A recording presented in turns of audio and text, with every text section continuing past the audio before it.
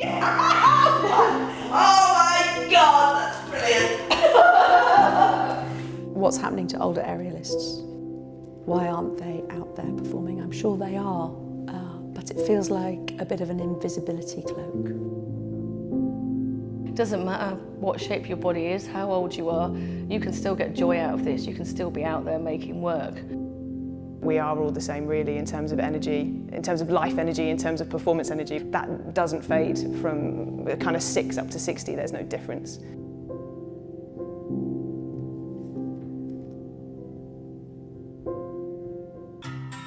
I hadn't been doing very much, just come in and train occasionally, but it was quite aimless. I kind of stepped away from it because I didn't really know where I fitted within the circus community. It did begin when I met Nix. The project came from just being in the rehearsal room with Sally and enjoying working with somebody again and enjoying being back up in the air. It's been a long time since I've worked this closely alongside someone in a way that has both explored technique and ideas and creativity, as well as having a performance edge to it. And it's been really exciting. I got into circus as a way of communicating with people, whether it was to make them laugh, whether it was to make them think, and the joy of doing the art form itself. What Nix did was introduce the piece of kit, the hammock.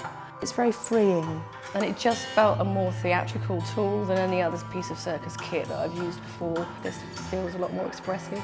And the things they can do in them is just nuts. Like I constantly walk in the room and they're upside down by an ankle.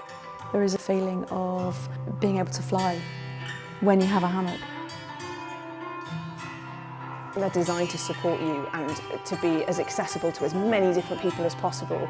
And we've been using it with older adults, people with dementia and children with disabilities.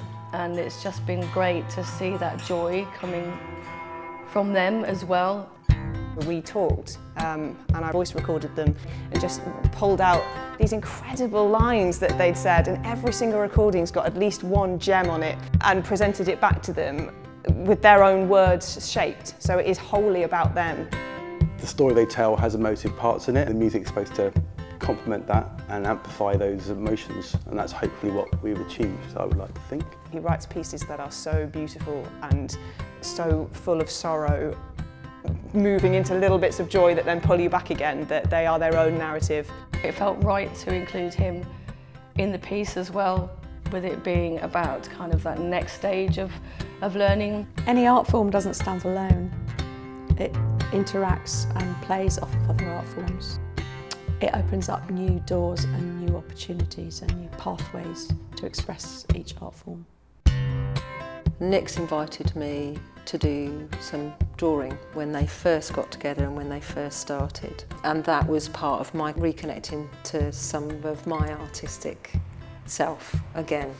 Part of what I do is make lampshades, but quirky lampshades, so lampshades with other layers going on and other things going on. But also it's like a little mini circus tent. It's a sort of domesticated version of the circus somehow. And the shadows and the light and the things that we keep hidden and the things that we show people about ourselves, again, that really resonated with what the piece is about. I want it to be a catalyst to open up conversations and kind of go, here we are, look, we're still working, but where are the opportunities for older artists? The aim is to develop it into a full piece of touring work that we can offer with community workshops attached to it and take it wider. At the age of 41, first time to do something, it's always good. To write a piece on the piano and then find myself in a theatre space playing in front of people, slightly terrifying. When I left Bristol, I left the circus community behind. Started to feel like I didn't fit. To come back into performing is really, really scary thing to do anyway, and there must be so much actually how much you've bounced off each other and supported each other through this. Until one day when I was 12. What do you mean my handwriting's untidy? I threw it chair at my teacher.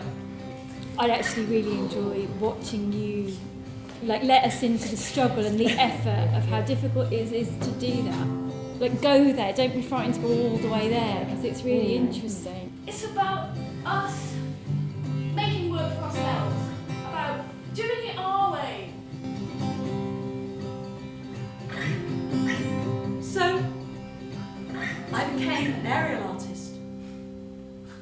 You do feel really different about performing as you get older, and I wasn't even aware I sort of felt that way, but yeah, really struck a chord, and you could tell that there were a lot of people in the audience who were feeling exactly the same way, and it's not actually something that many people talk about. If you really love it and you really focus and it's what you want to do it, and this show is a perfect example of that, and I hope that it starts a discussion with other circus schools and other practitioners, because actually it's something we do need to be talking about.